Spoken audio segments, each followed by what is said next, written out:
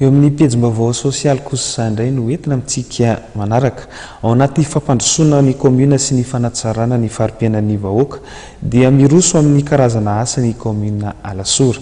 Tafiditra ao anatin'izany ny fametrahana fotodrafitrasa ho fanatsarana ny sehatry ny fifamoivoizana. Lova Ramanatsoa sy Christian Rakodondramanga no mitatra izay vaovao izay. Matetika dia hitrangana lozam-pifamoivoizana ny arabe makany amin'ny komuna Alasora iny. Manomboka zao anefa dia hitsahatra hatreo ny kaboraraka mikasika ny sehatry ny fifamoivoizana eny amin'ity komuna ity.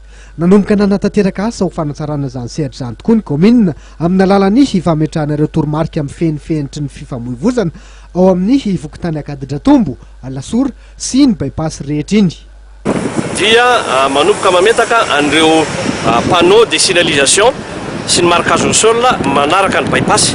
Ny antony dia ny ialana amin'ny loza maro samihafa izay matetika mitranga atao anatin'ity komuna Alasora ity.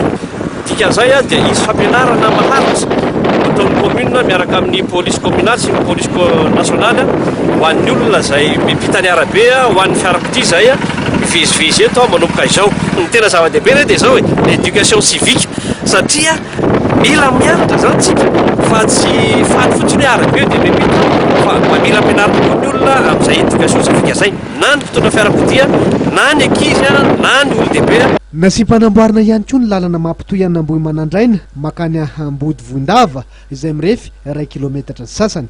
Efa 10 taona tokoa ny tsy nisy nanamboatra ity arabe ity ka manome vahana ny fiakaran-drano.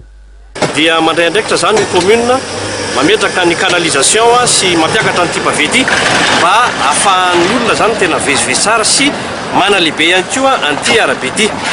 Ny atao hoe ny tetibola na ny vola olanina ao anatin'izy moa dia mazava azy fa ny komuna tanteraka no miantoka an'izao réhabilitation ny lalana izao. Zany koa tsy midika hoe manambola ny komuna fa zay kely eo am-pelantanana zany no ampiasaina aloha mba ahafahana manatanteraka sy manatsara zao lalana zao.